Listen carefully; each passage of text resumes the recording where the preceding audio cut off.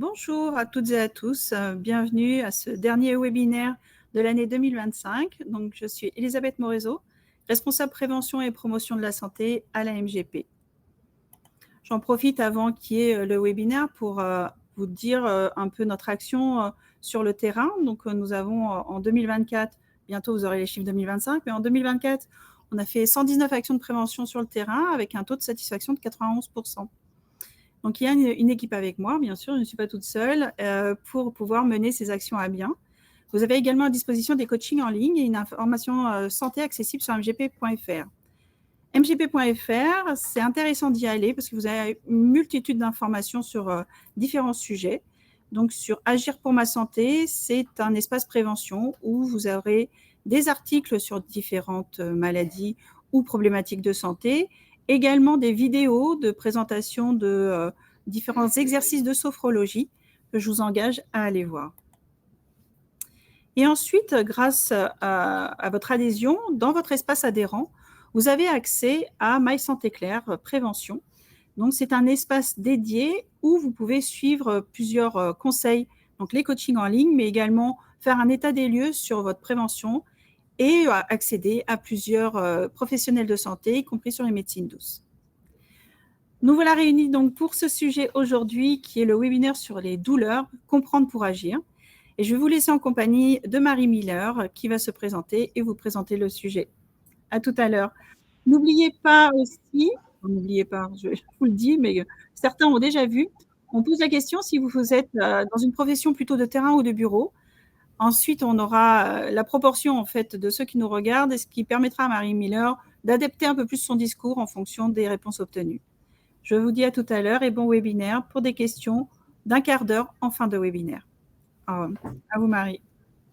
Merci, Elisabeth. Bonjour tout le monde. Bon, merci à vous de vous être mobilisés sur votre pause déjeuner. Et puis, merci à vous d'être là pour ce webinaire qui s'appelle « Comprendre pour agir », qui est quelque chose qui me tient vraiment à cœur en termes de thème d'intervention. Comment ça va se passer aujourd'hui? Donc, je vais déjà vous dire un petit peu qui je suis, si vous n'avez pas eu l'occasion de voir ma présentation en amont dans le mailing. Je vous proposerai une petite vidéo extrêmement importante pour présenter une partie des concepts dont on va parler et dont vous pourrez vous resservir par la suite.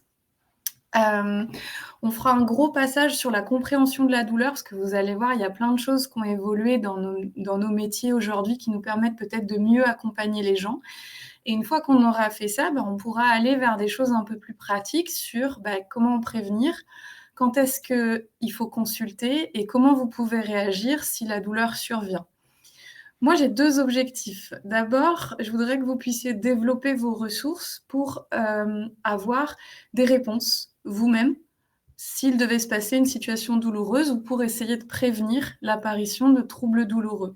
Et j'aimerais réussir à ce que ces ressources, elles soient suffisamment accessibles pour que non seulement vous puissiez vous en emparer, mais que vous puissiez aussi les partager aux gens qui vous entourent et qui pourraient eux aussi avoir besoin de ces ressources.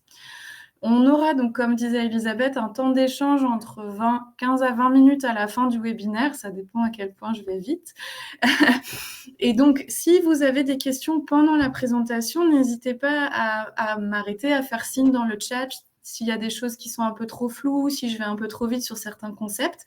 Et si vous avez des questions un petit peu plus spécifiques, on verra ça à la fin. Alors, ce n'est pas forcément l'endroit pour des consultations personnelles, malheureusement, je le regrette. Donc, pas trop de questions très perso. Maintenant, je peux vous donner plein d'infos qui vont aller dans le sens de ce qu'on aura vu déjà dans la présentation. Et puis, s'il y a des gens qui viennent de nous rejoindre, terrain ou bureau, il y a une rubrique à remplir pour que je sache un petit peu d'où vous venez et à quel point vous êtes exposé à quel type de contraintes. Est-ce qu'on attaque? On attaque. Alors, donc moi, je suis kinésithérapeute, je travaille en libéral et j'ai été diplômée il y a un moment maintenant, ça date de 2011, presque 15 ans. Moi, je suis très attachée à la kinésithérapie basée sur la recherche, la littérature scientifique et notamment les neurosciences de la douleur, donc comment on comprend ce concept et comment on s'en empare pour mieux accompagner les personnes douloureuses. J'ai une spécialisation plutôt en prise en charge de la douleur chronique, donc les maladies douloureuses chroniques que vous pouvez tous connaître, qui soient soit des pathologies inflammatoires, soit celles qu'on appelle avec des noms un peu barbares, notamment j'entends la fibromyalgie. Et puis aussi, moi, ce qui m'intéresse globalement, c'est la prise en charge des douleurs qui durent plus qu'elle n'aurait dû durer. Un lumbago qui ne se résout pas comme on aurait voulu, un torticolis qui revient, qui traîne, qui vous embête. Ça, c'est ça le cœur de mon activité en libéral. Et ensuite, si je suis là aujourd'hui, c'est que j'ai une deuxième activité de vulgarisation. Moi, ce qui m'intéresse, c'est pas juste les nouvelles informations de la science, mais c'est de pouvoir les traduire et les rendre accessibles au plus grand nombre, ce qu'on appelle la vulgarisation. Que même si vous n'êtes pas professionnel de santé ou que si vous n'avez jamais eu mal au dos, vous puissiez comprendre comment ça fonctionne, parce que nous, en tant que soignants, on comprend la douleur, et que vous puissiez justement, comme je disais tout à l'heure, vous emparer de ces informations, en faire quelque chose qui vous serve. Donc, je fais ça dans le cadre de conférences comme celle d'aujourd'hui, de webinaires, de formations continues. J'ai aussi un podcast qui s'appelle Le temps d'un lapin, qui parle de la kinésithérapie scientifique et de la douleur, qui est accessible à tous. La plupart des épisodes, normalement, sont compréhensibles si jamais vous n'êtes pas professionnel de santé ou pas du tout familiarisé à la santé. On y parle beaucoup de douleurs et de douleurs chroniques. Et puis, j'ai un sujet de prédilection un petit peu plus spécifique. Moi, je m'intéresse aux discriminations en santé et notamment aux stéréotypes qui s'appellent « c'est dans la tête » pour toutes les personnes qui ont des douleurs qu'on n'explique pas ou qu'on n'explique pas bien. Et moi, je travaille beaucoup sur la question de qu'est-ce que ça fait à ces gens d'être stigmatisés. Et je vous le donne en mille, ça leur fait pas du bien. Donc voilà un peu moi d'où je viens. Pour démarrer, je vais vous passer une petite vidéo. Il y en a pour à peu près 2 minutes. Vous allez voir, elle est très simple. Si j'ai choisi de la montrer aujourd'hui, c'est parce qu'elle présente des concepts dont on va discuter ensuite et surtout parce qu'elle résume très, très bien la suite.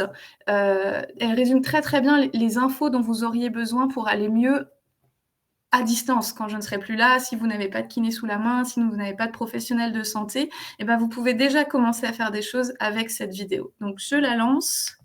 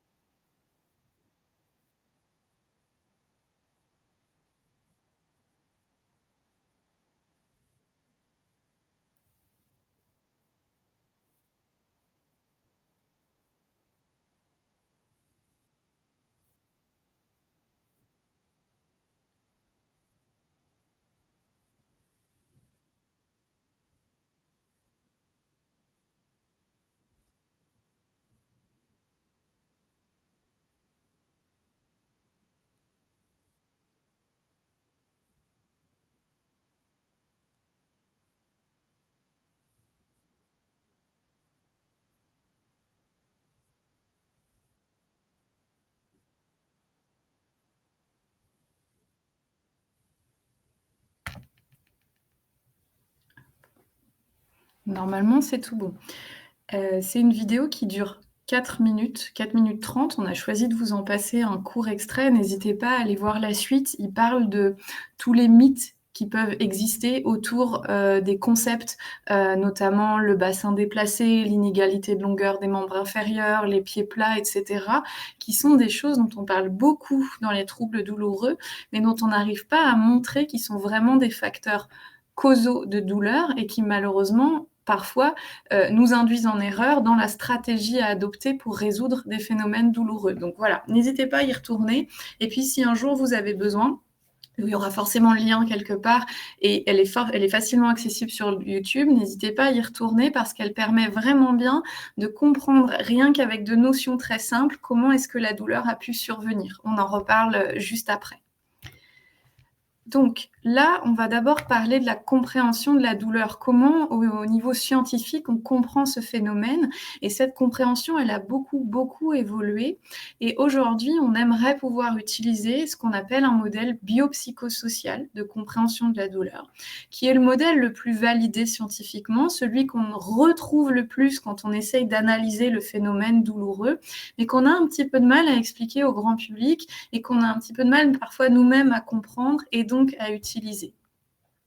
Aujourd'hui, le modèle principal, qu'on appelle le modèle biomédical, c'est un modèle qui est très séduisant. Moi, je l'appelle le Montessori de la douleur. Si vous avez des enfants, si vous connaissez ces concepts d'apprentissage de la physique par la manipulation, en fait, c'est un modèle qui veut que quand il se passe quelque chose dans notre corps, une anomalie, un problème, une blessure, une lésion, eh bien, cela produise de la douleur. Que cette douleur, elle va être envoyée au cerveau, qui va intégrer ce message pour pouvoir nous permettre de réagir. C'est un modèle qui est séduisant parce qu'il est physique, en fait. Il y a quelque chose qui manque, il y a quelque chose en trop, il y a quelque chose qui n'est pas dans son état normal. Alors, cette chose produit une douleur et moi, je reçois la douleur et donc je vais essayer de faire quelque chose. C'est quelque chose de très logique. C'est très facile d'accès pour tout le monde, grand public, professionnels de santé, etc. Donc ça, c'est quelque chose qui nous suit depuis la Grèce antique. Le problème, c'est que ce modèle, si séduisant soit-il, il est très insuffisant pour expliquer la plupart des situations douloureuses. On a énormément aujourd'hui de gens qui ont des lésions sans avoir de douleur. C'est très vrai sur les arthroses de genoux, de hanches, sur les discopathies lombaires, sur les arthroses lombaires. Vous prenez des gens qui ont mal au dos, il y en a qui n'ont pas mal au dos, qui n'ont jamais eu mal au dos, ils peuvent avoir des arthroses faramineuses. Et on est coincé parce qu'on se dit, mince, là, il y a de grosses anomalies, mais il n'y a pas de douleur. Vous avez à l'inverse, je parlais de la douleur chronique, des personnes qui ont ce qu'on appelle des douleurs inexpliquées. Typiquement, la fibromyalgie en est un grand exemple, malheureusement. C'est des personnes qui ont extrêmement mal. On ne trouve pas de lésion.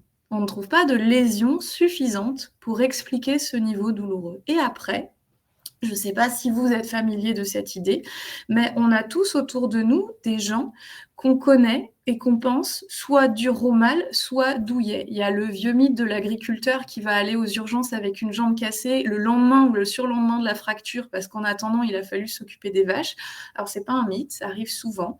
Et à côté de ça, vous avez toujours un ou une collègue qui donne toujours l'impression d'avoir toujours quelque chose qui ne va pas, d'avoir toujours mal, et on ne sait pas bien pourquoi. Et on se rend compte que parfois, sur une même lésion, d'une personne à l'autre, on ne va pas avoir les mêmes réactions. Et tant qu'on ne tient pas compte de ça, en fait, notre conception de la douleur et notre façon d'y répondre, elle sera incomplète et potentiellement qu'on va priver les gens de ressources. Pourquoi je vous dis ça ? Parce que le modèle biopsychosocial, il est là.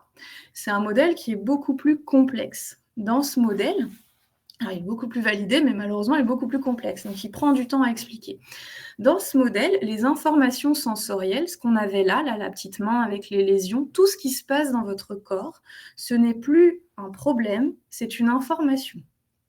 Cette information, quand il y a quelque chose qui pose souci, quand il y a une anomalie, une lésion, la zone en question, elle va envoyer un message d'alerte à notre cerveau. Ça ne restera et ça ne sera toujours qu'un message d'alerte. Ce n'est jamais un message douloureux. Ça, c'est vraiment très important. Cette alerte, elle va être mélangée à un ensemble d'autres facteurs, et la liste que j'ai mise ici n'est pas exhaustive, d'autres facteurs qui vont servir au cerveau à poser l'équation, à poser la question fondamentale. Est-ce que je suis en sécurité ? Si la réponse à cette question est non, le cerveau va produire de la douleur. La douleur, elle vient d'en haut, elle ne vient pas d'en bas. Ça fait peur la première fois qu'on l'entend, c'est très important. Parce que dans cette liste de facteurs, vous allez en avoir que vous allez pouvoir modifier plus facilement que d'autres. Liste non exhaustive, les expériences antérieures, comme il le disait dans la vidéo, les croyances, les facteurs personnels, vos connaissances, votre humeur du moment, vos attentes, vos conditions de travail. Là, on est au sein d'un webinaire via la question de votre profession. Eh bien, il y a des conditions de travail qui vont vous protéger et qui vont vous faire vous sentir en sécurité et vous éviter de développer certaines douleurs. Et il y a d'autres conditions de travail qui vont vous mettre plus à risque de développer des phénomènes douloureux. Et ça fonctionne. Et ça fonctionne même dans des cas qui sont un peu caricaturaux. Quand c'est un peu difficile à expliquer, moi je prends l'exemple de la jambe cassée. Vous êtes au ski, vous tombez, vous vous cassez la jambe. Eh bien, malheureusement, votre situation de vie, votre situation sociale fait qu'à fracture égale, vous n'aurez pas la même douleur. Si vous êtes une maman célibataire, que vous avez des enfants en bas âge, que vous êtes en intérim, que vous risquez de perdre votre travail ou de perdre la garde de vos enfants, si simplement votre conjoint ou vos enfants se sont déjà cassés la jambe et que ça s'est mal passé, vous aurez forcément plus mal que si vous vous êtes déjà cassé la jambe et ce n'était qu'un mauvais souvenir, mais globalement vous avez complètement récupéré, que si vous ne risquez pas de perdre votre emploi, si vous avez un accès facile à un arrêt de travail, si vous avez un niveau de vie sociale, un niveau de revenu ou un niveau financier à la maison qui vous permet d'accepter un arrêt de travail, ou un travail qui vous permet de bosser depuis chez vous, par exemple, typiquement l'accès au télétravail, eh bien, à ce moment-là, sur la piste, la douleur ne sera déjà pas la même. On ne pourra pas tout changer, mais il faut qu'on ait conscience de ça, parce que c'est ce qui va nous permettre de trouver le meilleur équilibre possible. Est-ce que je suis en sécurité? Oui ou non? Qu'est-ce que je peux changer? On ne changera pas la jambe, hein. Par contre, il y a moyen qu'on puisse rassurer ou alléger certains facteurs complexes qui nous permettraient peut-être que cette douleur soit un petit peu moins insupportable. Du coup, je vous demande un gros effort. Je ne sais pas à quel point vous êtes familier de cette information. Si ce n'est pas le cas, oui, c'est un gros effort. La douleur, elle vient du cerveau. La première réaction à chaque fois que j'en parle en conférence ou en consultation, ça veut dire, c'est souvent « Merde, bon, bah, je suis peut-être plus douillet que ce que je pensais » ou alors « En fait, est-ce que j'invente ?» Non, non. C'est comme ça que ça fonctionne. Mais c'est une bonne nouvelle. C'est une bonne nouvelle parce qu'on va augmenter énormément le nombre de leviers qui vont nous permettre d'essayer d'aller mieux. La définition que je donne maintenant de la douleur, qui tient compte de ce phénomène, de ce modèle et de ce concept, c'est que la douleur, c'est un phénomène qui survient quand il y a un déséquilibre entre ce qu'on attend de ma personne et les ressources dont je dispose pour répondre à cette demande. Et j'emploie volontairement cette définition ici quand on est plutôt dans un cadre professionnel, parce que vous voyez forcément le lien avec potentiellement un confort professionnel que vous avez ou un inconfort professionnel. Les troubles musculo-squelettiques, ils n'arrivent pas ils arrivent moins ou ils durent moins longtemps dans les situations où l'environnement professionnel vous sera favorable. Quand les attentes et les ressources seront équilibrées. Si on vous demande beaucoup, mais qu'on vous donne beaucoup de ressources, ça va vous protéger. Si vous savez qu'il y a une différence entre les attentes et les ressources, eh bien peut-être que vous êtes plus exposé à la douleur et que c'est là où votre lutte pour améliorer soit les ressources, soit diminuer les attentes, elle aura du sens à titre professionnel, vous serez plus efficace, mais aussi à titre personnel. Vous aurez moins de souffrance, moins de risque de souffrir, ou si vous souffrez, des chances que ça se passe mieux. Je le résume souvent d'une manière extrêmement simple qui fait très développement personnel, mais que j'aime beaucoup parce qu'elle est relativement claire. Et là, on revient sur un Montessori, hein. En fait, la douleur, elle survient quand ce qui vous pèse, au sens large, vous pèse plus que ce qui vous fait du bien. Et que si vous ne pouvez pas changer la jambe cassée, eh bien, vous pouvez peut-être vous poser des questions sur ce qui me pèse là tout de suite. J'ai peur de perdre mon travail. Oui, malheureusement, sur la piste, on n'y peut rien. Cette information ne dépend pas de vous. Qu'est-ce que vous avez comme ressource pour essayer de ne pas penser à cette information inquiétante, par exemple? Et puis, parfois, quand on ne peut pas enlever ce qui pèse, est-ce qu'on peut rajouter des choses qui font du bien? C'est le twist que j'utilise le plus, moi, dans mon cabinet, dans ma prise en charge. C'est que très souvent, malheureusement, quand il y a des situations complexes à la maison, on ne peut pas forcément changer ce qui pèse. Est-ce qu'on peut réussir à rajouter quelque chose qui fait du bien? Ça, c'est très intéressant dans la douleur chronique notamment. Quand ça dure, la douleur chronique, j'aimerais que vous reteniez une info, c'est qu'on est tous des champions dans ce qui nous est habituel. Notre corps s'adapte, il est doué pour tout ce sur quoi il est entraîné. Très important. Si vous avez un métier de bureau et que vous travaillez 40 heures par semaine assis ou assise, vous êtes des champions et des championnes de la position assise prolongée. Vous faites une activité physique pas très intense mais complexe que beaucoup de gens qui n'ont pas de métier aussi sédentaire ne sont pas capables de faire. Et moi, qui bouge beaucoup dans mon travail, je ne suis pas du tout à l'aise avec le fait d'être assise longtemps. Si vous êtes assis longtemps, vous ne serez peut-être pas à l'aise avec le fait de devoir rester debout longtemps pour une formation, pour un cocktail dînatoire ou autre. C'est normal. Quand il y a un problème douloureux qui survient, souvent, le temps que la douleur s'estompe, on va moins bouger. Ça, c'est une très bonne chose. Le problème, c'est que souvent, on oublie de recommencer à bouger comme avant. Et le mécanisme qui sous-tend une partie des douleurs qui durent trop longtemps, c'est souvent ça. C'est qu'on a arrêté de bouger. Typiquement, quand on a un lumbago, quand on a une douleur aiguë au niveau lombaire, on a souvent mal quand on se penche en avant. Donc, on va arrêter de se pencher en avant. Le temps que la douleur, elle passe dans les 15 jours, 3 semaines, c'est bien. C'est une bonne chose. Le problème, c'est que la douleur, elle va diminuer. Et comme on n'a pas arrêté de vous dire qu'il ne fallait pas vous pencher en avant, qu'il fallait plier les genoux, que vous auriez dû faire autrement, vous n'allez pas recommencer à vous pencher en avant. Le souci, c'est que vous allez perdre en performance sur le fait de vous pencher en avant. Ça va devenir un mouvement inhabituel pour vous. Et ce mouvement inhabituel, potentiellement, votre corps, il va encore plus y réagir. L'alerte qui sera donnée à chaque fois que vous allez vous pencher en avant, elle risque d'être un peu plus forte. Et cette alerte, elle risque de vous faire basculer du côté insécure et de la production douloureuse. Moins vous êtes performant dans un mouvement, plus vous réagissez à la charge. Vous l'avez peut-être tous vécu. Si vous avez un métier sédentaire, vous êtes parti 3 semaines en vacances, en rando, vous avez marché, vous avez bougé.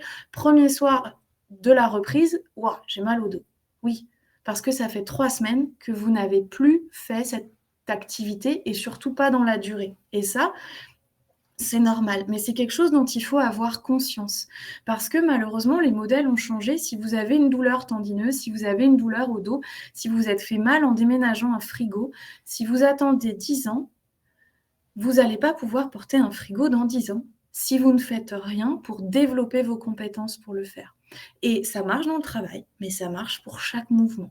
Chaque mouvement que vous allez éviter de faire, ou chaque mouvement que vous allez avoir peur de faire, ou que vous ferez moins chargé, vous ne pouvez pas développer votre compétence à le faire charger. Et sur l'exemple de se pencher en avant, malheureusement, c'est très très difficile de toujours plier les genoux. C'est plus quelque chose qui est recommandé quand on prend en compte le modèle biopsychosocial. Aujourd'hui, moi, je préfère 1000 fois que vous soyez bon et entraîné à vous pencher en avant dos rond, parce que c'est des choses qu'on va faire tout le temps, qu'on va être amené à faire très souvent. Pour peu que vous ayez des enfants en bas âge ou des animaux à la maison, ce sera une nécessité. Alors, ce qui m'intéresse, c'est qu'on s'entraîne, plus qu'on évite. Quand je me suis penchée sur le public d'aujourd'hui et les gens qui allaient venir à ce webinaire, je me suis posé des questions sur les spécificités de vos métiers. Alors, j'ai vu qu'il y avait principalement des gens qui avaient un travail de bureau aujourd'hui. Ça ne m'empêchera pas de parler pour tout le monde. Les enjeux spécifiques de la douleur chez les personnes qui ont un travail, donc on dit sédentaire parce que l'activité assise, le fait d'être assis n'est pas une activité physique très coûteuse. La grosse problématique, c'est la compensation de la sédentarité. Parce qu'aujourd'hui, malheureusement, les recommandations pour la lutte contre la prévention des douleurs, ça reste 1 heure d'activité physique intense, donc qui implique que vous transpiriez un peu et que vous soyez un peu essoufflé, pour 8 heures assis. C'est beau, hein, c'est comme beaucoup de recommandations. C'est super sur le papier. Concrètement, c'est infaisable dans la vie de tous les jours parce que 5 heures de sport par semaine, où est-ce que je cale ça entre les transports, les enfants, la maison, etc., etc. Sur les exercices de bureau, moi, ce que je trouve intéressant, c'est la question de l'excès de zèle. Dans les bureaux, on a souvent beaucoup d'interventions d'ergonomie qui vont nous permettre de réduire au maximum les contraintes auxquelles on va être exposé. Donc, vous allez devenir des champions de la position assise à un certain angle, un certain degré, une certaine hauteur au niveau des avant-bras. Vous allez devenir capable de tenir cette position très, très longtemps. Mais plus on restreint la variété de positions assises, plus vous devenez bon dans celle-là et moins vous êtes bon dans les autres. Si, par exemple, vous faites du télétravail, si vous devez travailler dans le train, si vous devez travailler à distance parce que vous êtes en action ailleurs, eh bien, plus au boulot, plus sur votre lieu de travail habituel, vous aurez quelque chose de stéréotypé et de fermé, et plus vous risquez à côté, du coup, de ressentir un inconfort sur tout ce qui change de votre norme. Et ça, c'est un point qui peut être important. Sur le travail de terrain, il y a les questions du port de charge dont on verra tout à l'heure. Moi, ce que je voulais voir par rapport aux agents du ministère de l'Intérieur, c'était toutes les questions d'exposition à la violence. Alors, malheureusement, il y a des expositions à la violence aussi quand vous travaillez dans les bureaux. J'en ai tout à fait conscience. Ça fait une grosse partie de ma patientèle qui aujourd'hui est victime de harcèlement, même en milieu sédentaire. Ce qui est important, c'est qu'aujourd'hui, cette exposition à la violence fait partie des facteurs de risque de développer des troubles douloureux ou d'avoir des troubles douloureux qui soient plus intenses ou qui durent plus longtemps. C'est un point négatif dans la balance dont je vous parlais tout à l'heure. Ça vous fait une belle jambe de le savoir. En fait, ce qui est important, c'est une fois qu'on le sait, c'est de pouvoir sensibiliser, c'est aussi pour ça que je suis là aujourd'hui, c'est que si vous êtes exposé à la violence dans votre quotidien, ça peut avoir dans votre quotidien professionnel, ça peut avoir un impact sur votre vie personnelle. Et cet impact-là, on voudrait, si on fait de la prévention, que ce soit évité. C'est important d'en avoir conscience parce que si vous êtes exposé à la violence et que vous sentez que ça vous pèse, eh bien peut-être qu'il va falloir voir s'il est possible de faire quelque chose. Soit faire en sorte d'y être moins exposé, je sais, c'est pas facile, soit vous continuez à y être exposé parce que vous pouvez pas changer ça, mais faire en sorte qu'on vous aide à ce que ça vous pèse moins. Pourquoi je dis ça? Parce qu'on n'arrête pas de dire aux gens c'est dans la tête, c'est dans la tête. Oui, le problème, c'est qu'aujourd'hui, chez les forces de l'ordre, alors moi je parle des forces de l'ordre, là on n'a pas beaucoup de littérature en France, donc dans le système militaire américain, les personnes qui sont en détresse psychologique ou en souffrance psychologique sont des personnes qui vont avoir plus de douleurs lombaires et des douleurs qui vont durer plus longtemps. La détresse psychologique, ça se manifeste par quoi? Des troubles de l'appétit, des pensées négatives, des pensées obsessionnelles, quelqu'un qui parle de sa douleur tout le temps, qui vous dit tout le temps que ça va pas. Quelqu'un qui vous dit « je pense qu'il y a quelque chose de grave dans mon corps, je pense que je me sens fragile, je me sens faible, je vieillis ». Des gens qui n'ont pas confiance en eux, qui ont l'impression qu'ils n'arriveront pas à résoudre ce problème. L'auto-efficacité, c'est l'idée que j'ai mal au dos, oh là là, il me faut un ostéo, il me faut un chiro, il ne faut plus que je bouge. Eh bien, si vous êtes dans cette démarche-là, si vous avez un collègue qui a ce genre de propos, à ce moment-là, c'est un collègue qui va être plus exposé à des troubles douloureux. Et ce que je trouve important dans les milieux professionnels, c'est de pouvoir dire, voilà, là, je vous ai donné cette information, vous allez pouvoir peut-être apprendre à veiller sur vous. Ok, là, je sens qu'il y a des choses qui pèsent chez moi, ça ne va pas, il va peut-être falloir qu'il y ait des choses qui changent. Et puis, veiller sur les autres. Parce que les gens que vous voyez autour de vous qui vont être dans ce genre de discours, c'est des gens qui vont être exposés à de l'inconfort et on ne veut pas que ces gens y vivent de l'inconfort. On voudrait que les gens y vivent le mieux possible. Donc, c'est des points qui sont importants et dont il est extrêmement important de parler. Et je suis contente de l'opportunité de pouvoir vous en parler aujourd'hui. On attaque sur quelque chose de plus pratique. Je suis désolée pour ce petit passage qui pouvait être un petit peu lourd. Comment prévenir la douleur? Eh bien, je vous ai parlé de déséquilibre. Eh bien, cherchons l'équilibre et vous verrez que potentiellement, le risque de troubles musculo-squelettiques sera moins important. 2 options, booster sa capacité ou charger. Booster sa capacité, en fait, on reprend les éléments qui ont été vaguement évoqués dans la vidéo et dont je vous parlais tout à l'heure. Posez-vous la question, est-ce qu'aujourd'hui, ma vie, elle correspond à mes valeurs, mes envies et mes besoins, moi, en tant que personne? Je travaille un petit peu auprès de femmes victimes de violences. Je peux vous garantir que les femmes sont assez mauvaises à cet exercice par rapport à malheureusement, la façon dont la société est construite et dont elles grandissent dans cette société. Les hommes ne sont pas exclus non plus. Est-ce qu'aujourd'hui, vous êtes en accord avec tout ça. Votre vie de tous les jours, elle est en accord avec ce que vous êtes et qui vous êtes. Est-ce que vous savez qui vous êtes, qui vous avez envie d'être? Est-ce que vous avez de quoi mettre dans votre balance de ce qui fait du bien? Est-ce que vous avez de vrais loisirs? Est-ce que vous dormez bien? Est-ce que vous faites une activité physique où vous sentez que vous dépensez, vous êtes fier de votre corps, de ce que vous faites avec? Est-ce que votre vie professionnelle, c'est plutôt quelque chose qui vous pèse ou quelque chose qui vous aide? Est-ce que votre vie sociale et affective, pareil, de quel côté de la balance ça se situe? Et puis, si vous avez un moment, peut-être pas un moment où vous êtes seul, est-ce que vous pouvez ouvrir la porte à la question de tout ce qui va peser et qui peut être pénible? La peur, le stress, les émotions négatives et la charge mentale et les violences. Est-ce que tout ça, est-ce qu'il y a des choses dans tout ça qui sont dans votre balance de ça pèse? Parce que si c'est le cas, alors que vous n'avez pas de troubles douloureux, ça veut dire qu'aujourd'hui, votre équilibre, il n'est pas optimal. Il pourrait être meilleur. Ça ne veut pas dire que vous allez forcément avoir mal. Mais ça veut dire que si aujourd'hui, dans une situation où vous n'avez pas l'espace mental bouffé par la douleur, que vous avez peut-être un peu de temps ou un peu d'envie de remettre un peu d'équilibre là-dedans, si vous pouvez le faire, vous allez forcément vous rendre service à un moment ou à un autre.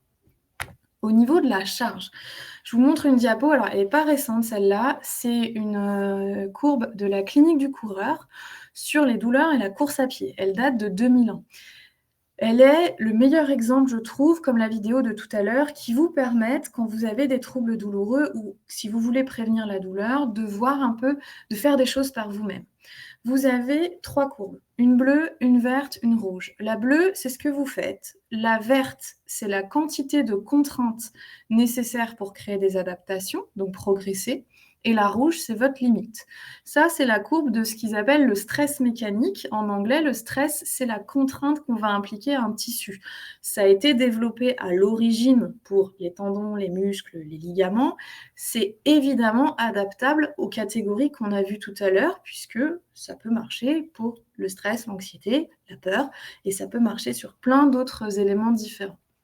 Vous avez, donc en bleu, c'est la courbe de ce que vous faites. Le début, là, tout à votre gauche, c'est une zone de repos. Je ne fais pas grand-chose, donc je ne fais pas suffisamment d'activité pour progresser. Ensuite, si là, vous voyez, il y a une petite portion où la personne, elle fait des activités en quantité suffisante pour dépasser la courbe verte, à ce moment-là, si vous êtes là, vous allez progresser. Et donc, comme vous voyez ici, la courbe verte va monter, mais la courbe rouge aussi. Ça veut dire que, comme il le disait dans la vidéo, si vous avez une activité régulière, rythmée, progressive, que vous montez lentement, vous allez progresser et vous allez maintenir un haut niveau de fonctionnement qui fait que si un jour un trouble douloureux arrive, vous aurez déjà une plus grande marge pour récupérer. On parlera du pic douloureux après, donc sur comment la douleur arrive. Mais globalement, si vous voulez pouvoir porter un frigo dans 5 ans parce que vous avez un enfant qui va peut-être quitter le nid dans 5 ans, c'est maintenant que dans vos activités physiques, vous devez vous poser la question de qu'est-ce que je fais pour m'entraîner à porter un frigo. C'est pas le jour où vous avez le frigo sous le nez qu'il faut vous rendre compte que ça fait 15 ans que vous n'avez rien porté, parce que malheureusement, les informations qui circulent sur le mal de dos vont nous pousser à ne pas porter. Quand je fais un point avant de parler de réaction sur quand est-ce qu'on consulte et quand est-ce qu'on consulte son médecin. Là, je vous parle de signes. Vous avez beaucoup de gens qui pourraient vous donner des réponses à votre douleur en accès direct, notamment les chiropracteurs, les ostéopathes, les kinés un petit peu bientôt, mais ce n'est pas encore tout à fait dans les clous. Là, ce sont des signes qui nécessitent que vous voyiez un médecin. Pourquoi ? Parce que malheureusement, si ce n'est pas un médecin que vous allez voir, vous risquez de perdre du temps. Et là, c'est important en termes de prévention et de prévention des problèmes graves. Vous avez plusieurs types de signes. Si vous avez eu mal parce que vous avez eu un choc, accident de voiture, vous êtes tombé, on vous a tapé dessus, je ne sais pas, la douleur est arrivée rapidement dans le contexte de ce traumatisme. Si vous avez de la fièvre, si vous avez une perte de force, vous lâchez des objets, et surtout si c'est arrivé brutalement, si vous ne sentez plus votre pied, si vous avez une jambe qui se dérobe, et donc trouble sensitif aussi, je sens plus mon pied, je sens plus ma main, ça, ce sont des urgences. Ce sont des urgences. Alors, c'est difficile pour moi de juger parce qu'il y a plein de possibilités, mais il faut que dans les 3 jours, vous ayez vu un médecin. Et au pire, ce ne sera pas si grave, mais au moins, vous aurez vu un médecin qui aura éliminé une hypothèse problématique. Si vous avez des réveils nocturnes, notamment entre 2 et 4 heures du matin, que vous êtes particulièrement fatigué alors qu'il n'y a pas de raison et que vous perdez du poids alors qu'il n'y a pas de raison non plus, c'est moins urgent, mais il faut que sous 3 semaines, vous ayez vu un médecin en lui parlant spécifiquement de ces problèmes. J'ai mal au dos et je me réveille la nuit, je perds du poids, je suis fatiguée. Il faut que ces informations-là, elles arrivent aux oreilles d'un médecin. Ensuite, eh bien, il y a des signes plus relatifs. Si la douleur est très forte, si l'intensité de la douleur augmente, si le territoire douloureux augmente, si ça fait plusieurs semaines que ça dure, il faut savoir par exemple qu'un lumbago, on a 80% de résolution spontanée à 3 mois. Donc si vous faites rien, 3 mois plus tard, 80% des personnes n'ont plus mal au dos. C'est très long, 3 mois. C'est très très long. Si ça fait 6 mois, ça va, ça vient. Non. Si ça fait un mois et demi et que c'est aussi douloureux qu'au début, non plus. Donc, je disais la fatigue. Et puis, un dernier point qui est important, c'est que tout à l'heure, on a vu tout ce qui est, quand je vous parlais de la fracture de jambe au pied des pistes, si vous êtes paniqué, si cette douleur, elle vous fait peur, si vous avez besoin d'être rassuré, ça suffit comme motif de consultation. Comment on réagit aujourd'hui à la douleur? Bon, il y a une douleur qui arrive chez vous. Posez-vous la question de base, la plus simple. Est-ce que quelque chose a changé dans mon rythme ou dans ma vie? Si quelque chose a changé dans votre rythme, ce sera probablement plutôt ou en amont un problème de charge. S'il n'y a pas de changement de rythme, mais c'est plutôt un changement de vie ou qu'il n'y a pas de déclencheur évident, c'est arrivé comme ça, bizarrement, c'est monté petit à petit, vous n'avez pas bien vu pourquoi, ce sera peut-être plutôt un problème de capacité. Donc, comme on disait tout à l'heure sur la charge, si vous arrivez à identifier un changement, ça peut être un changement dans le sport, mais ça peut être un changement aussi dans votre activité professionnelle. Est-ce que vous êtes plus assis que d'habitude? Est-ce que vous faites plus de voitures? Est-ce que vous êtes plus debout? Est-ce que vous faites moins ou plus d'allers-retours à la photocopieuse? Ça peut être si ça existe encore la photocopieuse. Ça peut être ce genre de changement de rythme. À ce moment-là, eh bien, vous avez déjà une information. Vous savez qu'il y a un mouvement que vous avez fait beaucoup plus ou beaucoup moins, qui visiblement, celui que vous avez fait en plus, c'était trop, ou celui que vous avez fait en moins, vous faisait du bien. Donc, si vous arrivez déjà à mettre le doigt là-dessus, super. Dans ce cas-là, vous essayez de revenir à quelque chose qui ressemblait un petit peu à ce qu'il y avait avant. Le dépassement de charge, il est assez lisible en général, et quand on utilise la courbe, c'est là où vous voyez le petit pic à gauche. Quand vous avez fait une activité donnée, et que, alors vous pouvez très bien avoir mal pendant le sport. Si c'est pas plus de 3-4 sur 10 et que c'est pas plus présent ensuite et que vous revenez de blessure, par exemple, ça peut être simplement le signe que votre corps il se remet en route. C'est pas une mauvaise douleur. Si vous avez mal pendant, mais qu'ensuite, ou voir que ça monte au-dessus de 4 à 5 sur 10, mais qu'ensuite vous avez mal après, que le lendemain matin, c'est raide, que vous avez l'impression que l'articulation elle est gonflée, vous avez eu du mal à dormir, ça a duré 3-4 jours, là, vous êtes devant ce qu'on appelle un dépassement de charge. Ce dépassement de charge, à ce moment-là, c'est que vous avez fait plus que votre limite. La première reco, c'est d'essayer de déjà respecter un petit temps de repos. Vous attendez que cette douleur nouvelle, elle diminue au moins de moitié.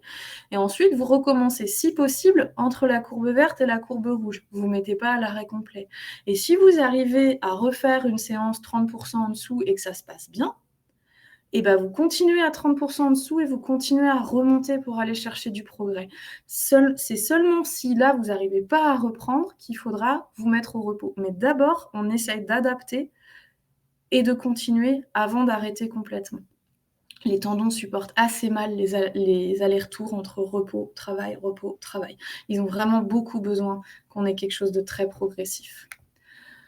Restaurer sa capacité, c'est ce qu'on a dit tout à l'heure. Qu'est-ce qui vous pèse? Qu'est-ce qui vous fait du bien? Et qu'est-ce que vous pouvez changer? Il y a des choses que vous pourrez changer, d'autres que vous pourrez beaucoup moins changer. Vous voyez, c'est comme vous pouvez, c'est ce qui est facile à faire pour vous, c'est ce qui vous est accessible à ce moment-là, c'est ce qui répond à vos besoins, à vos finances. Voilà, il y a plein de possibilités différentes. N'hésitez pas à les taper dans tous les domaines possibles et imaginables de la vie de tous les jours qui pourraient créer du plus ou du moins. Et là, je vous montre un truc que j'utilise beaucoup au cabinet pour terminer, qui est une technique qu'on appelle la modulation de symptômes, que vous pouvez utiliser pour la plupart des douleurs qui viennent d'arriver et qui n'ont pas de critères de gravité comme on a vu tout à l'heure. La modulation de symptômes, c'est quoi? C'est qu'on va chercher en fait à ce que donc votre symptôme, là, votre douleur, se modifie le plus vite possible avec le mouvement le plus simple possible, enfin l'action la plus simple possible. Pourquoi? Parce que ça veut dire que si on trouve un truc très simple et que ça vous fait du bien, bah, que c'est probablement ça qui vous a manqué, c'est probablement ça dont vous avez besoin, c'est peut-être ça votre médicament et ce serait dommage de s'en passer, surtout si c'est simple d'accès.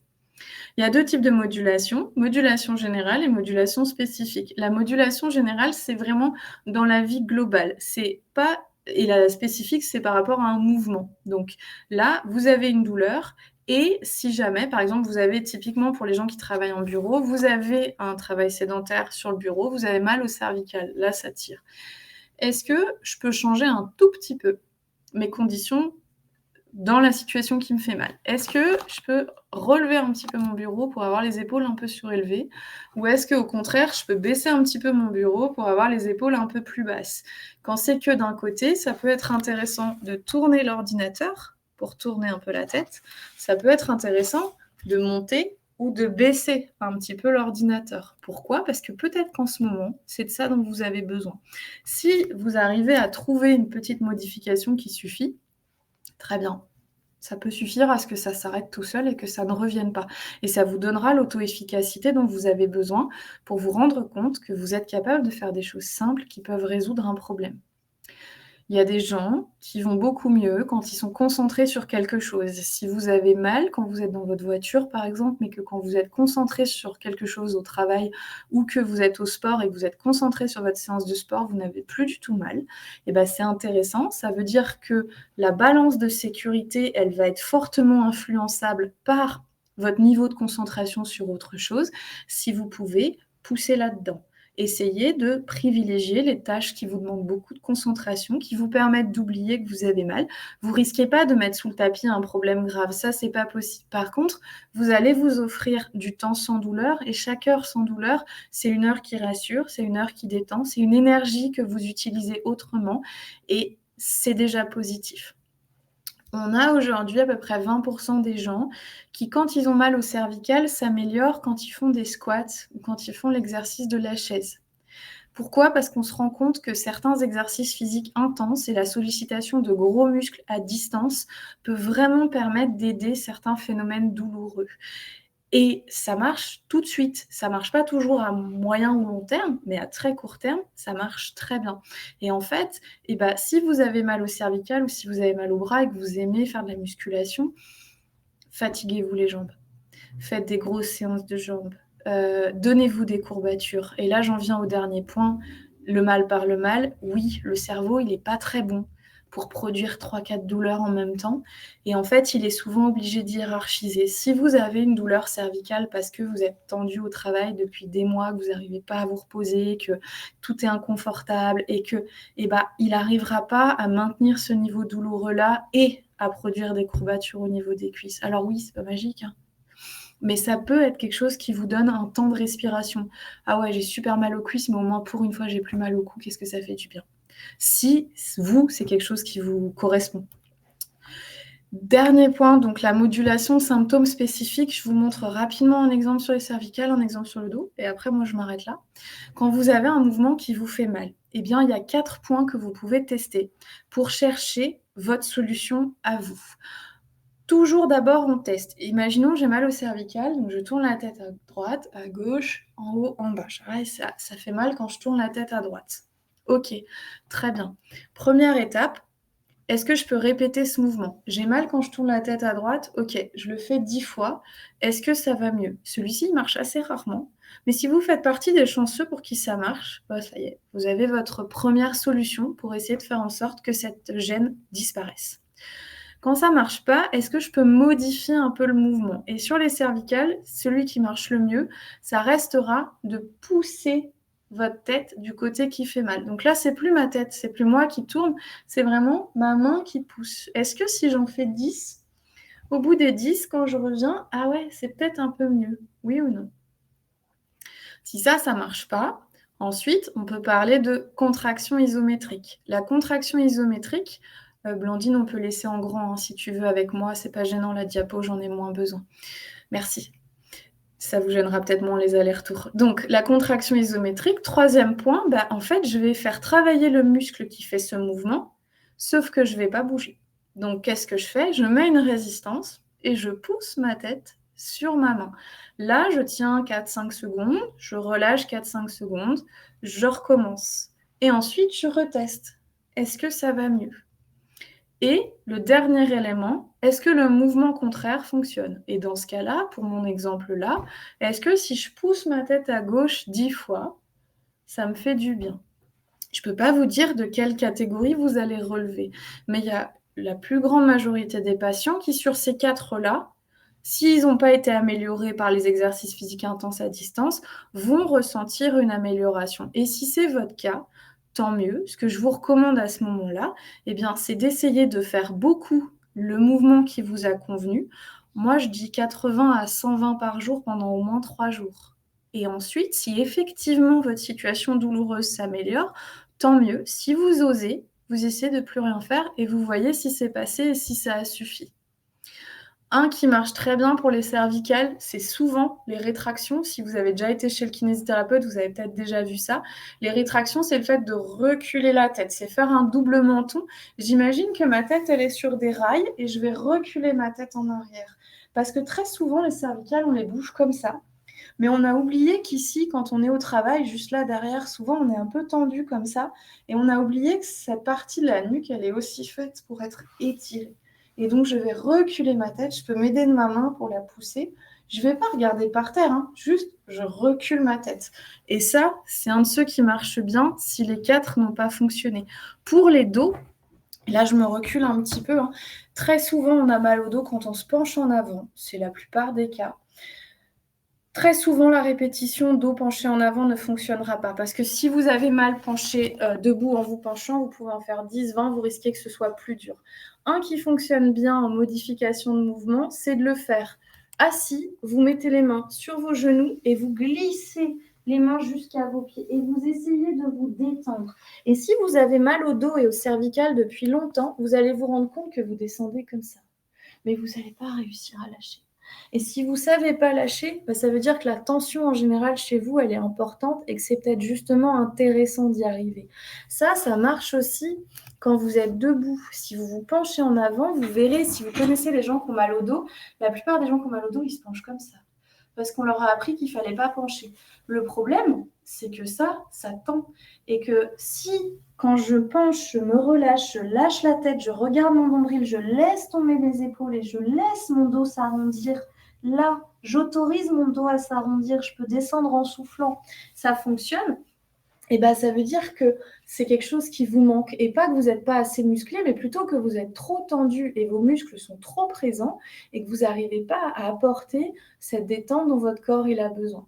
Et le dernier dont je voulais vous parler pour le dos, c'est que souvent, il a été très à la mode ces dernières années, donc vous l'avez peut-être vu aussi, le mouvement contraire qui va marcher le mieux dans les situations où vous avez mal au dos quand vous vous penchez en avant, qu'on utilise beaucoup sur les lumbagos quand le test est bon, c'est-à-dire j'ai mal au dos, je me penche en avant, puis ça fait mal, c'est le mouvement penché en arrière. Celui-ci marche très bien, à condition que vous arriviez à vous pencher en arrière, hop, sans contracter ni les lombaires ni les fesses. On n'est pas en train de faire des pompes, on est en train d'essayer de venir cambrer le dos détendu. Et cambrer le dos détendu, ça veut dire j'étire l'avant, je détends les muscles postérieurs, je redonne un petit peu de passage, un peu de fluidité au nerf.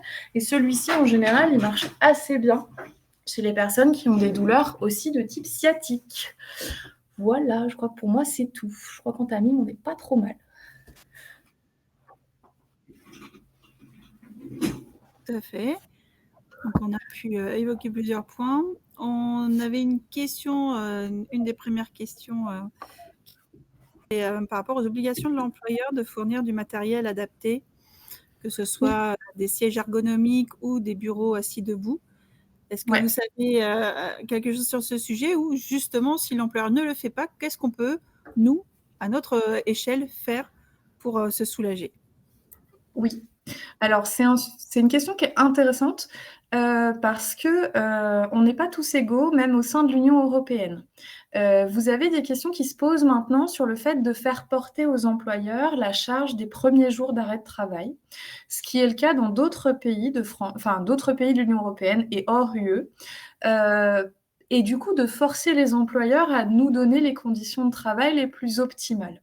Effectivement, je suis pas sûre qu'aujourd'hui, le problème, c'est que la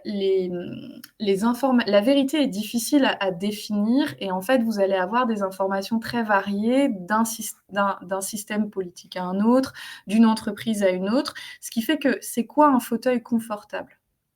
Pendant longtemps, on s'est dit, bah, les ballons, c'est bien, il faut être assis sur un ballon. Et puis finalement, ce serait bien d'être debout.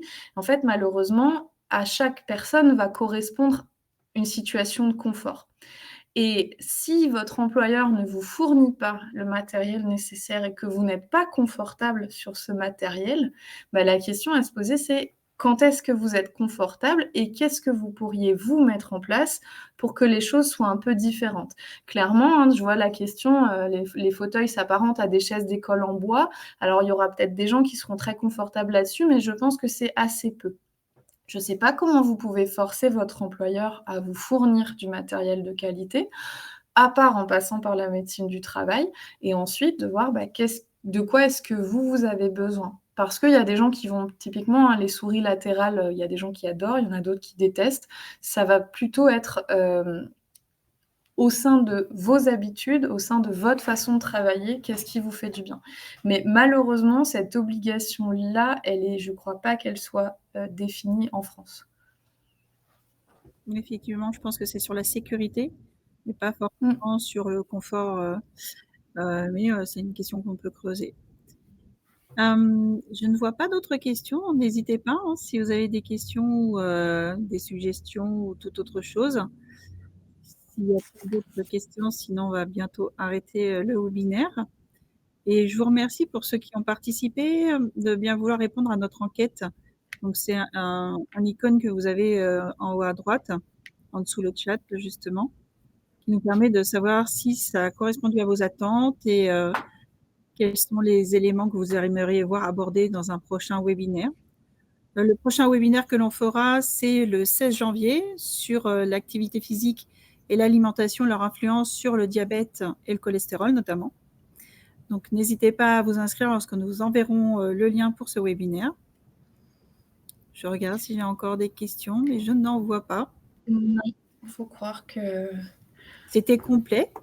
En tout cas, on a appris des choses. Merci beaucoup. Donc, il y a des notions Merci Thierry.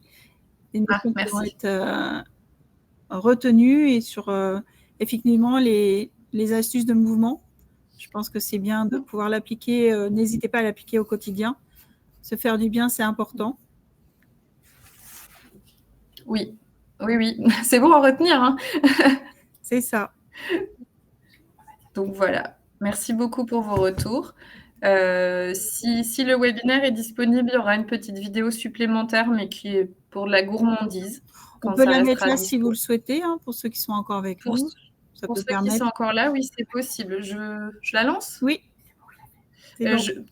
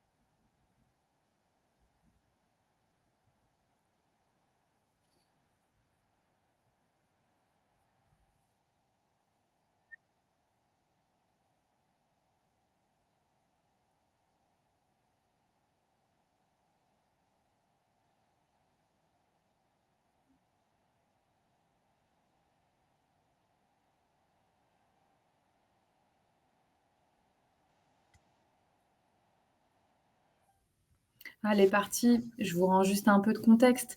C'est une vidéo que moi j'aime beaucoup, qui parlera beaucoup si vous avez des enfants. Elle met en lumière une technique qu'on utilise de plus en plus aujourd'hui dans le soin à la douleur chronique, qui dérive de la thérapie d'acceptation et d'engagement. Le crocodile, ça peut être ce que vous voulez qui vous pose problème. Ça peut être de la peur, ça peut être du stress, ça peut être des personnes, enfin pas des personnes violentes, celles-là on ne veut pas les apprivoiser.